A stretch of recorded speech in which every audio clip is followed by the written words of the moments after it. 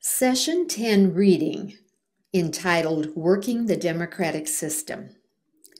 Francis Moore Lappé, author of the famous Diet for a Small Planet, and Paul Martin Dubois wrote a descriptive flyer pointing out how we think of democracy as something we have, something we fight for or achieve. However, they say, democracy is not what we have, but what we do. Democracy is, quote, a way of life built on the capacities of ordinary citizens and drawing forth our passion and participation, unquote. The reduction of violence requires our passion and participation. What can one person do? No one can do everything, but everyone can do something. Outstanding examples pointed out by a War Resisters League flyer include Mary Dryer's preaching of Quakerism on the Boston Commons, whose resulting hanging shamed the Massachusetts Bay and other colonies into adapting greater religious tolerance.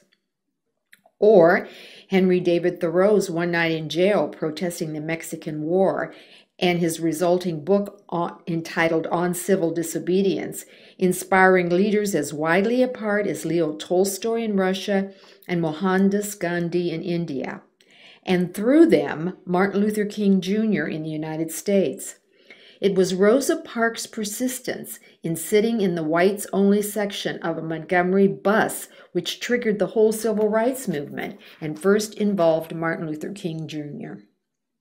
We may never even know how our statements or acts may spread and inspire or motivate others to action. Have you heard the story of the 100th monkey? It is the title of a small book authored by Ken Keyes. The book tells of some research done with monkeys on islands near Japan. Apparently, these monkeys liked sweet potatoes. The researchers buried some in the sands along the shore. Initially, the monkeys dug them up and ate them, sand and all. Then the researchers showed just one monkey how to wash off the sand. That monkey showed others, and the teaching spread as both the cleaning method and the improved taste were learned. Suddenly, according to the report, when the 100th monkey learned and began the washing process, all of the monkeys on the island followed suit. The new approach even spread to other islands. What this account proposes is that maybe you will be the 100th monkey in the process of changing our society and world. Everyone, as we said, can do something. One person alone can do little to reduce social violence. However, when enough individual efforts join, things will change. The challenge is to alter our culture from a violent, often dangerous, competitive one to a more caring one. A culture is made up of the attitudes, values, behaviors, etc. of the individuals who make up that culture. As the change total patterns grow from person to person, our goals will be achieved. Violence can be reduced. One other caveat is necessary as we discuss working the democratic system.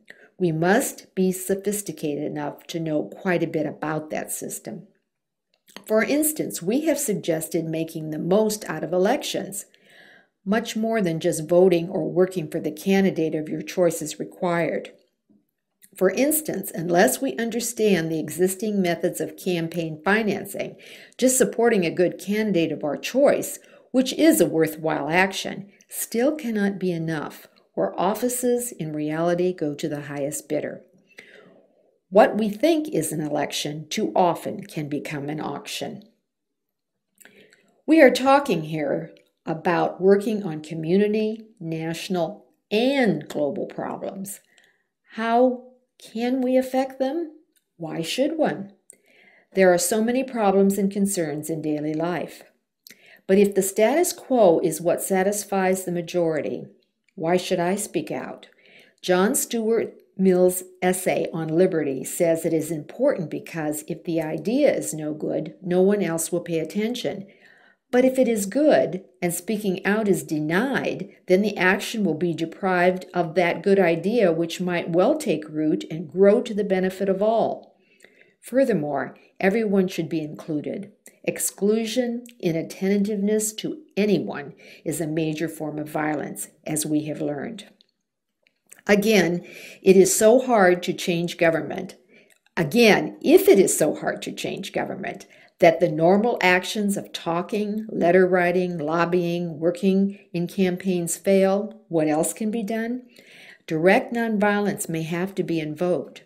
Marches, demonstrations, petitions, boycotts, even civil disobedience. But are these not un-American? Why do we think they would ever work?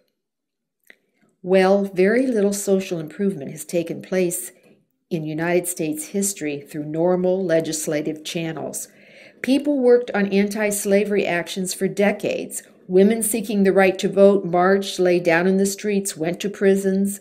Labor organizations demonstrated, leafleted, occupied factories where they just sat down. The list is long. The successes are many. Civil disobedience played a prominent role. These actions, rather than being un-American, are guaranteed by the United States Constitution in our Bill of Rights. They really are, quote, as American as motherhood and apple pie, unquote, as the saying goes. But knowing not just what to do, but how to do it, we can change our society. We can reduce violence. We can create a more caring nation. It is never too soon to get started.